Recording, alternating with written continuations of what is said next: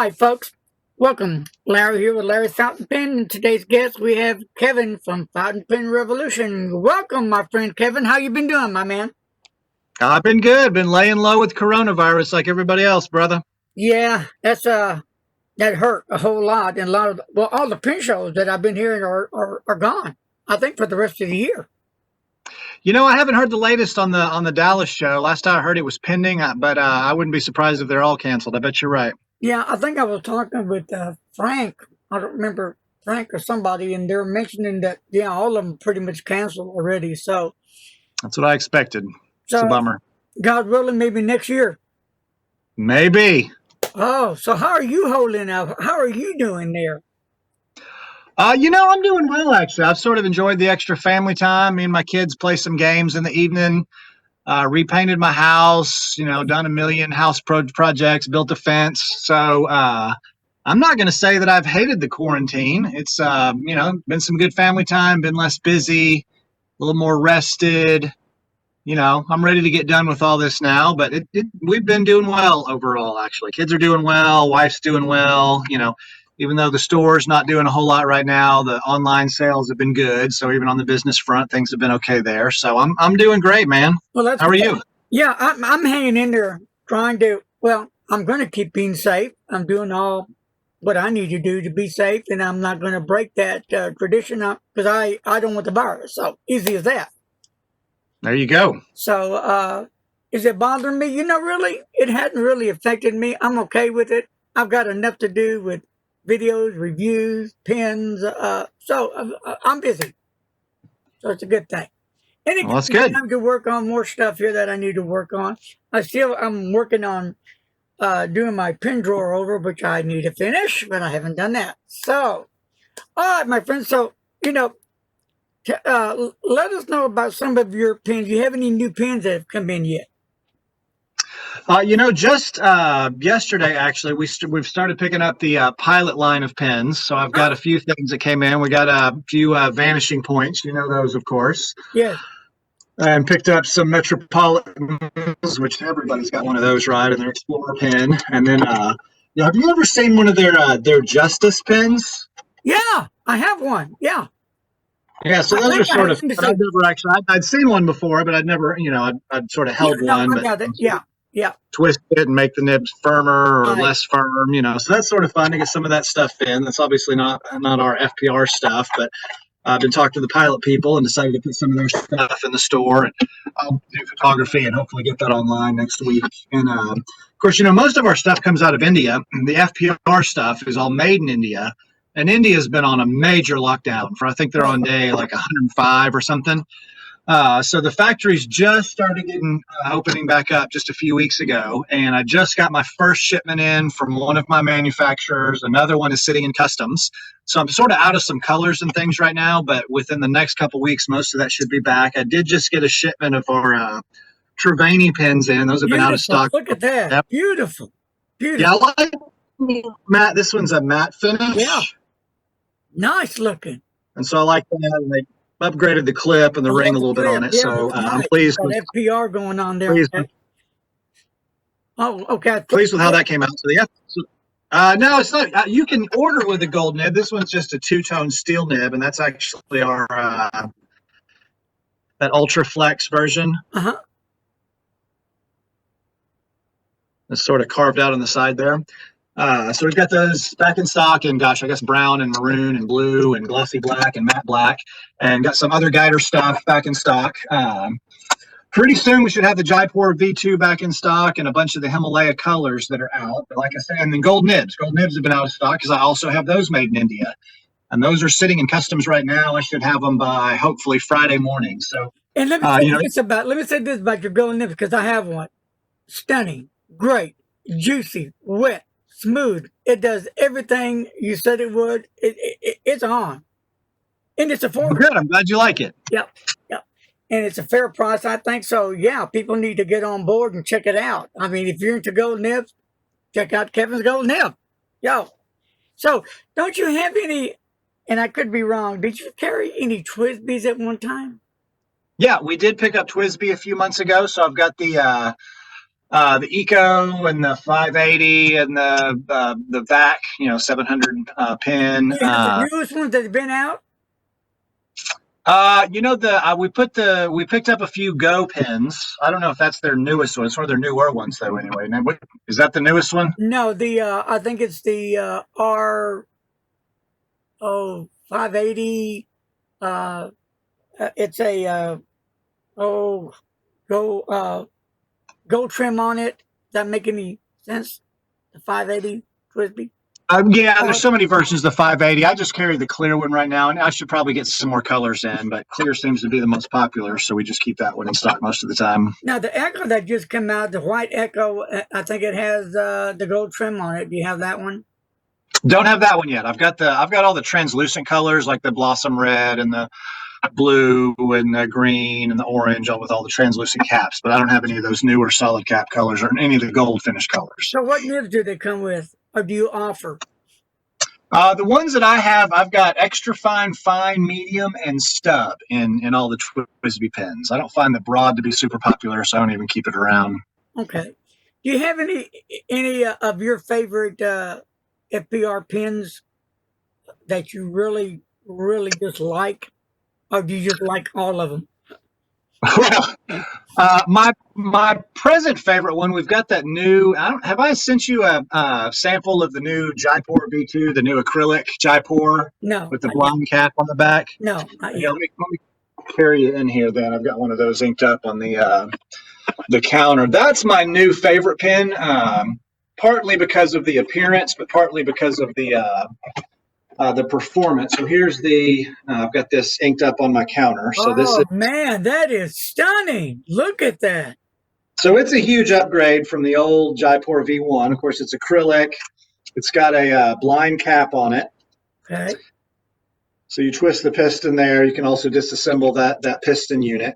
And then part of what I like about it is the units on this are now screw in. On the original Jaipur, they were just friction fit. Well, Right. these units are actually screw in, and you can use either our ebonite feed version of the unit, or there's the plastic feed version like we put on the Trevani. So if you want a drier pen, a pen you can pocket carry, you could put the plastic version in. If you want a wetter pen, and this one's got the Ultra Flex in it. So here's my blank piece of paper. Let's put some loop-de-loops on there. One thing I really like is, boy, you can really open this thing up. I mean, that's Oh putting a man, lot of. look at that. That is sweet. Wow. When did you get that one? This model came in stock. Gosh, it's been 3 or 4 months, but it actually was a little bit before the lockdown. And of course, the problem is they sold out quick, and I haven't been able to get more of them. So I'm probably about 2 weeks to 3 weeks away from getting those back in stock. But you asked, what's my present favorite pen? I like that one because I like the screw-in nib units. Yeah. I like how wet it is. And then, that acrylic, that cracked ice acrylic is just looks good. It's a beautiful pen. Yeah, just gorgeous. Yeah. Yeah, you got me on that one. Real quick on India, I have a couple of pen pals that live in India, and all the letters have been coming back, and we finally found out that they're not accepting any mail from the U.S. Not accepting any mail at all. Like I've got some pending shipments to customers in India, and they're just sort of sitting there waiting for India to open back up. So some of the couriers now are getting some shipments. Like I got a FedEx shipment out of India, but the local post, the government post, is still not running. Oh. Mm. So, how about the inks? What does your ink situation look like now? Yeah, so we recently launched some new inks, and we've had the blue black around for a while. But we picked up a red we're calling Firecracker Red. Okay. New. And a blue called Royal Flush Blue, and then a green called Green with Envy. And I just mixed up a recipe just a few weeks ago for an orange ink. And actually, if you want to go on our Facebook page today, we've narrowed it down to 3 name choices: Orange Marmalade. What was the other one? I can't remember what the other one was. And then Tangerine Dream, and then there was a third option. Anyway, you can go on there and vote for what you want that name to be for that ink. And my hope is to have that name chosen here in the next couple of days and start bottling it. Okay, good. Oh, Here's a swab of that Royal oh, Flush. that See is that on. good looking. That's a good looking ink. Good looking blue. Yep. So, are you making these inks yourself to come up with the colors? No, we're partnering with another small family business here in the U.S. who's actually mixing up the ink for us. He's a guy's a chemist, and I know nothing about no chemistry, Larry. So he is actually mixing our inks, and the thing that's great about it is all of the inks have the exact same proportion of dyes and then the binding agent. They all have basically the exact same recipe, and so what's cool about that is it means that they're also very mixable. So if you want to buy a couple of colors and try to create something very mixable ink, which is one of the things that's empowering us to be able to experiment and come up with new colors, Yeah. is we can sort of just mix different proportions. I'm actually experimenting with some shimmering. Also, I hope to launch here pretty soon. Now, what about your store hours? You still have your office store, and you what are the times? Do you even open it? Yeah, I have been opened. I've closed some afternoons just because it's been slow. Our normal hours. And we're here at the store. Got the Oh, good. over Yeah. there, and got our displays and all that kind of stuff. We are open most day, Monday through Friday. We don't open on the weekend, but 10 to 1 and 2 to 5 most days. Now, a lot of times I'll take like a Friday afternoon off and I'll just be open 10 to 1 that day. But most days during the week from 10 to 1, 2 to 5. Best way to find out if we're open is you can just go on the Google Maps or whatever, or Apple Maps, and just type in the business and you can see our hours there. And I keep those pretty updated. So, you have any rules, restrictions, mask, distance, anything that they need to be aware of, the customer? I guess all of Texas now has a mask requirement. So when a customer's in the store, I'm not wearing a mask right now. Nobody's Right, here. But if a customer's in the store, of course, I'm going to have a mask on, and I'm supposed to require that customers have a mask on. right. We don't have a very big store, but at the same time, I rarely have more than a couple of customers in at a time. So social distancing hasn't been a very big deal. But obviously, if we had, 10 people show up all at the same time, we'd probably have to ask somebody to stay outside. But that, Yeah. like I said, that's rarely a concern, especially with so few people getting out these days.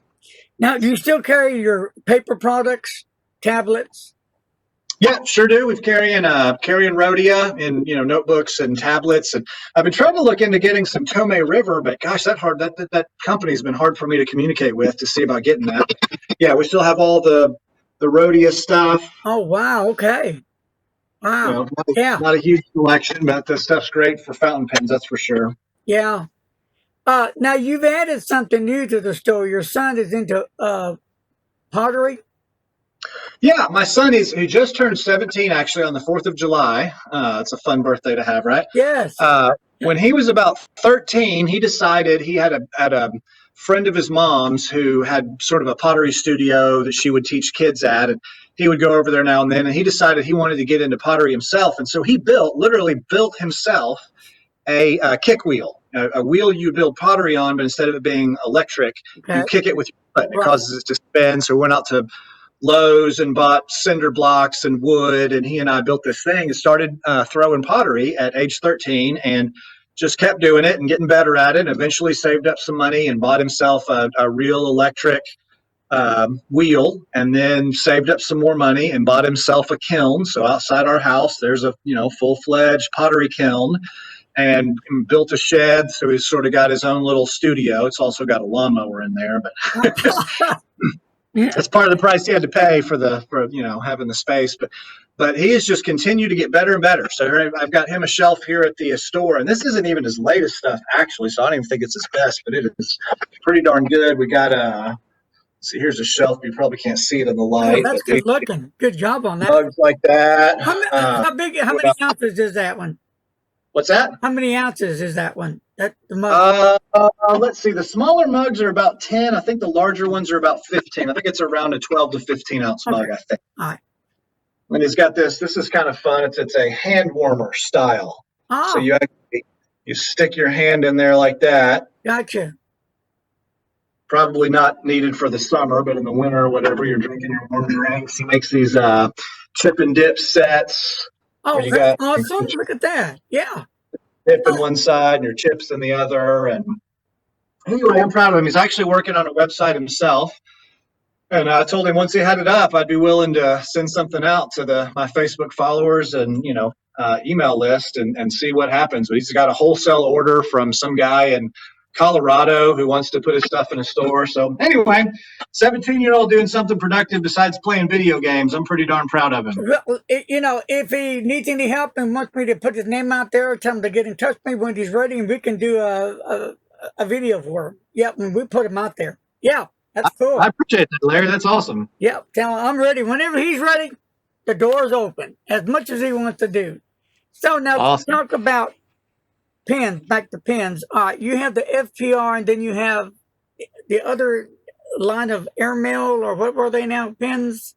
Yeah, there's a brand out of Mumbai, India called Airmail. Now, they mostly make eyedropper pens. And again, like with everything else, I'm low on those because I haven't been able to get them out of India, but I do have an order that I just placed and hope to have within the next month. They make mostly eyedropper pens. They make a few like piston-filled pens. Here, I'll pull one out. Like this is an Airmail. It's called the 69T. It's got a transparent body, but it's completely eyedropper. Yeah. There's no cartridge or converter. You just eyedropper the body. Injection molded cap. Nothing too fancy there. They also make a piston filled version. It's called the 69P. So you've got a little piston back here on the back, right? So you twist. Oh, okay. Huh.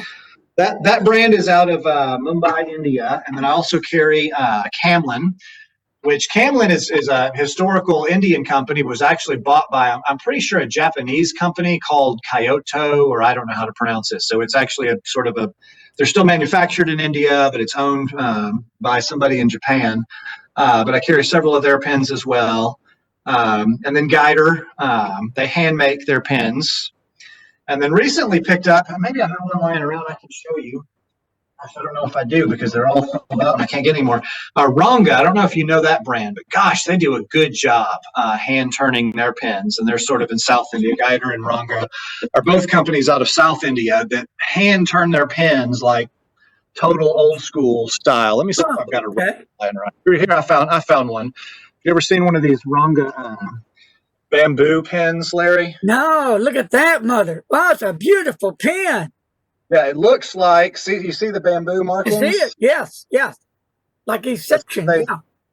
That's why they call it a bamboo, obviously. But then it's interesting. You can even when you post it, it still looks like a piece of bamboo because of the way they made the posting. Oh. So you can't even tell where the posting starts and the pen stops. Good looking pen. Yeah, super beautiful pens. So I also have a new order of those on the way as soon as he can get them shipped. They're all made, and I'm hoping to have them here in a week or two.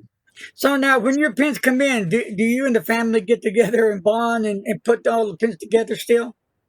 Oh yeah, we sure do. Happens a lot.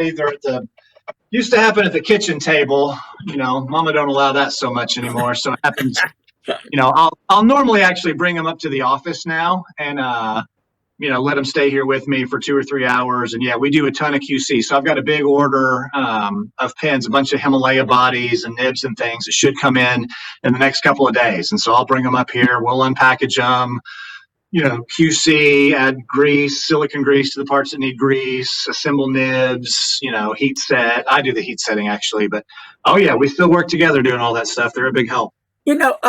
I've had, believe it or not, some questions about you and Fountain Pen Revolution. First of all, the questions I get: how did you come to be with the Indian pens? I mentioned a little bit, but I thought, you know what, I'm going to let Kevin explain it. Yeah, sure. So I was working in India, doing some business there, and I got into fountain pens. To be honest, the reason I got into fountain pens is because all my Indian friends had such good handwriting, and I had such bad handwriting that I decided I was going to work on my handwriting. They were making fun of me. And so I said, let me work on my handwriting. This is something that's valued over here. It's always been something I should have worked on anyway. Got online and started reading that, if you want to improve your handwriting, then a fountain pen is a great way to do that. So I'd never written with a fountain pen in my life. This was in like 2009. 2008, something like that. And so I bought a fountain pen and instantly really liked it. And decided, I'd like to get a nicer fountain pen. This was like a $6 Pierre Cardin. It didn't last very long, but Yeah. I liked it while it worked. Thought I'd like to get a nicer pen. So I started getting on websites, got in Fountain Pen Network, learning about pens. And some guy from Arkansas, and Arkansas is the state that I was living in at the time, contacted me and said, "Hey, I see you're from Arkansas. I see you're in India. I'd love to get my hands on some Indian made pens." And I said, "Well, I have no idea what you're talking about." And he said, "Well, I'm looking for this brand and this brand, Chell Park brand that doesn't exist anymore, Camlin brand, Fellowship brand, just a bunch of brands that actually don't exist anymore now, but they did back then." He said, "I'd love to get my hands on these. If you'd be willing to look around, I'd be glad to buy them off of you." So I started going to these little stationery shops, and I'd walk in a stationery store and say, "Hey, I'm looking for, here's my list of brands. I've got these 5, 6, 7 brands, and I'm looking for, do you have any of these pens?" And the guy would go in the back room and pull out a box that's covered in dust. Nobody. Wow. "Oh yeah, I've got these. You can buy them." Because at that time, by that time, fountain pens weren't required in schools anymore. Fountain pens used to be in huge demand in Yeah. India because required in schools. And then, of course, this, before ball pens, that's what you used anyway. But even once the ball pen was invented, they still required fountain pens in schools for a long time in India. So you've got, a billion people and all their kids need to use fountain pens. So you have this huge industry, and every region would have their own fountain pen manufacturers, 1 or 2 or 3 of them. Well, then when the schools stopped requiring fountain pens, these aren't in demand as much. And then you've mostly got, businessmen that want to have an imported pen. They want to have something from, Parker or, whatever, but they're not interested in these old Indian pens. So anyway, they pull these pens out of the back room, and I'd, show the guy on Fountain Pen Network, and he'd say, "Yeah, I'd like some of those." After doing this for a while, I thought, well, I wonder if I just started a website and started selling these Indian brand pens, because I noticed that there was nowhere you could get them. You couldn't even order them out of India. Nobody was selling them online. Nobody. So, I'll just, as a hobby, I'll start this website and start selling these Indian brands. And there was a lot of interest, a lot more than I expected. And then as I started interacting with these manufacturers, I'd already mentioned that they weren't doing very well. They were having trouble selling pens because their market had dried up. So as I started saying, "Hey, I know you make these eyedropper style pens, but to be honest, in the West, people prefer a cartridge converter, or they prefer a piston. They want some sort of fill method. They don't want to have to pour that ink in the body and make a big mess." And they said, "Hey, we'll help you make whatever you want to make, because we're not selling these pens anymore. And so if you think you can help us get some market share, we'd be glad to help you create your own designs." And so then it went from me just selling Indian brand pens to, well, hey, if we could make some, like the original Jaipur, that was our design completely. There was a mold maker who partnered with a company called Surwex. Surwex doesn't exist anymore. And Surwex said, "Hey, we would be glad to help you build your own pen. Here's our mold maker. You can work together with them. And then, as long as you buy the pen off of us," I paid the mold maker obviously also, but not as much as I would have had to somewhere else. So we built the Jaipur, and then, the Indus was actually mostly a body that was already being manufactured by another company, but I asked them to make a couple of changes to it. We just sort of did things like that and started creating our own pen bodies, and boom, the fountain pen revolution line was born. And there you are. So, okay, so you have Gold Nibs, Flex, and regular. Is that right? That's right. I've got gold nibs. Now the 14 karat gold Flex number 6 Flex, which is the most popular of all of them. I can barely keep them in stock. Yeah, I have that They've been one. they've been out of stock for months. They are also in that shipment that's coming in that's stuck in customs. So I should have those probably Friday morning. So those will finally be back in stock. But I've also got the gold in a fine and medium. And then I do carry the steel is mostly what I do. And you get that extra fine, medium, broad stub flex. And then at this point, the ultra flex is really the most popular thing that we sell. And that's what when I showed you that writing sample from Yeah, the Jaipur V2, that was with the that's ultra good. flex. Yeah, yeah. Wow. So, okay, so any new plans for any upcoming new pens? Have you been planning, thinking? How does that work? Yeah, I'm always talking to manufacturers to see what they're capable of. One thing that's really missing from our line is our pens are very light. We use Right. acrylic, we use ebonite. Neither one of those are very heavy material. injection molded plastic, not very heavy. And so I've been working on, could we get some metal bodied pens? And so I've actually got some prototypes in right now that I've been looking at. Again, the factories had to shut down, so there's been a big pause in that. But now that they're open back up, I'd like to add some metal body pens to our lineup, just to have something with a little more weight, maybe something with a snap-on or magnetic cap or something like that. So that's not a promise that's coming out, but that's something we have in the works. That I hope we can offer here in the near future. And of course, we're also always coming out with new colors of the different pens. The Jaipur V2, we're coming out with a couple of new colors. Same thing with the Himalaya. Okay. Now back to your inks for a minute. Are you still carrying the Diamine, or was it Monteverde? One of the two. No, we carry Diamine. So the inks, if you come in the store, go on the website. We've got Diamine. We've got Urban. We carried Organic Studios. That's a little hard for us to keep in stock, but here's that Organic Studios nitrogen that's so popular. And then a bunch of the Diamine. This is one of their shimmering ones, or just the regular. Mostly carry the regular 30 milliliter bottles, just because of how affordable they are. Also carry some cartridges. I've got some Kaweco cartridges and Diamine cartridges. Yep. So as far as the pins go, the model that you're carrying, besides the FPR pin line, you're carrying the Frisbee Pilot now, and Vanishing Point Pilot. Yeah, Vanishing Point's a nice one there too. Yeah. Are you do you have the Go as well? The Frisbee Go? Yeah, that one? Yes, I do. Okay. Any other pins that I missed that you said?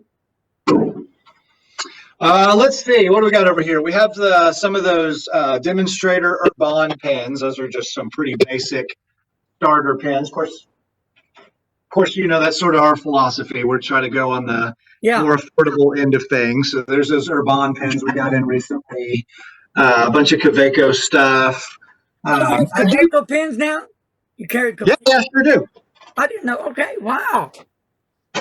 Yeah, we do. Let me pull something out here. We'll carry the,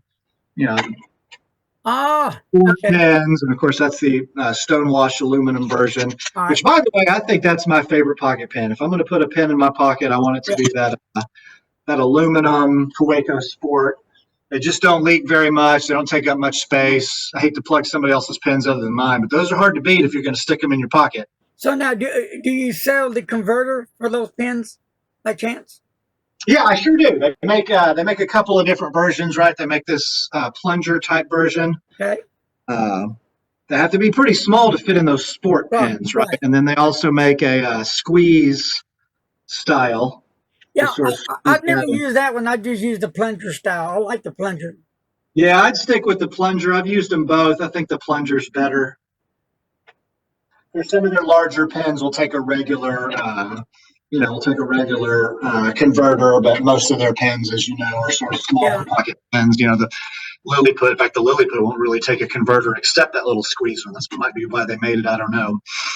Pretty small pens. So you have ventured out and got to the pens now. Okay, so. Yeah. I plan to keep, as we go along, add some lines. Again, I'm not planning on carrying the super pricey stuff. I doubt you're ever going to find any Viscontis or Mont Blancs in our store. But I did pick up that Pilot Justice. It's nice, and the Vanishing Point's nice too. Yeah.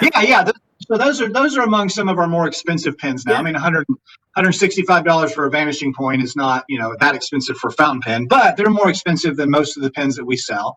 So I'll start to pick up, and to be honest, a lot of that is because of in store. I'll have people come in and say, "Hey, I'm wanting to buy a gift. I want something a little bit nicer that comes in a fancy box." So online, we don't sell a whole lot of this stuff because people know that, hey, we're going to Fountain Pen Revolution because we want something that writes well and it's affordable. But I have customers come in store that want to buy a gift. And so they want something a little bit nicer. And so I've realized I should carry some of that to be able to service that need in the community, What if they really want something nice, that new one you had, that orange one, that beautiful orange burst pen you just showed us, and put a gold nib on that, they'd have the nice looking pen, a nice writer. Yeah. Yeah, and I do plan to start having that on the web. Once I get the gold flecks in, I will add those on the website available with the gold nib as well. And yeah, that pen combined with the gold nib would be a pretty sweet option. I agree. Yeah, it'll be nice. So, anything else going on that we haven't covered yet? Oh gosh, let's see here. Let me look around. Hey, didn't you carry at one time this big, huge honker Indian pen? It was big. I Oh forgot. yeah, that big long. That's a guider pen, and I actually just got some more of those in. They were all sold out because those were pretty popular. Uh, they call it their desk pen. If you remember back in the day, you used to Yeah, have a pen that would be in an yeah, inkwell, at the bank or whatever, and you'd pull it out and write with it, and it was attached by a chain. So it's sort of a right. throwback to those old desk pens, but this one, of course, caps. Uh, and those are eyedropper pens as well. So you've just got ink in the body Yeah, there. But it's sort of a throwback to those old long desk pens you used to use right, back right. in the day You know, at the bank, or I guess like those. What was a company that made those? I think it was Esterbrook had those the 8 ball yeah. desk set, and had the you put the pen down in there. So sort of a throwback to all that. Well, I have a Parker, not fountain pen, Parker set, rollerball ballpoint, yeah, on my desk. Yeah, so I keep that there. So that was pretty cool pen. So that's pretty hot item then, right? Sales up. Yeah, those sell pretty well. I'm glad I just got another batch in because just because of how unique it is to get a fountain pen that long is, just to put in perspective. There's my phone, there's the pen, as opposed to that airmail pen, is more That's standard. yeah, That's an unusually long fountain pen, and that's sometimes what we sell a lot of is some of these handmade pens coming out of India are just unique, right? So like here's this Guider Super Zimbo. That is yeah. just That gargantuan. Again, I'll put it with my phone there. It is, or my finger. Look how thick that thing is. It's just a now that huge. thing is interesting. So this one's also eyedropper. But look at that ink capacity. I mean, Yeah, you'd have that full huge. barrel, and you Yeah, could write the rest of your life. yeah. That pen's chunky. Has some girth there on that pen right there. Nice one. Yeah, and you know what I hear actually is people with arthritis a lot of times tell me either really big hands. I don't have very big hands, so I don't write with pens like this. But either people with really big hands or people who have arthritis say it's easier because you've got so much girth there to hold on to instead of cramping your fingers down real tight. You can hold on to that larger pen like that. That's what I hear reported anyway. So how much does a pen like that cost? I think this one's around $100. It also comes in a version that has a Schmidt screw-in nib unit and converter. There's a little bit more than that. So this one's made out of acrylic. And again, these are hand turned. You can try to fit the cap from one onto the body from another. It's not going to work. They're all individually turned. You can, you get real close. You can Right. normally see some slight imperfections from the turning process. So each one is sort of a unique work of art. And you can see that ink going on back and forth. People that like to eyedrop their pens and see that ink, yeah, you can, yeah, that'll be cool. And I guess Yeah. with arthritis, that would be perfect. But me, I like big pens. I never had a problem with them. So we're getting close to that time, my friend. Anything else you would like to tell the people? Larry, I sure appreciate your support of the community and your videos and loving on me and our store and helping promote things during a crazy season. I really appreciate it, brother. We have to do it again soon. And don't forget to tell your son if he needs help to get his name out. I can't make any pottery, but tell him I'm available for him. All right? I sure appreciate that. I'm proud of him, and I will let him know that offer is standing. All right, my friend. Take care. God bless and have a great day. Great seeing you. Hang in there. Bye bye. Yes, sir. God bless you, Larry. Bye-bye. And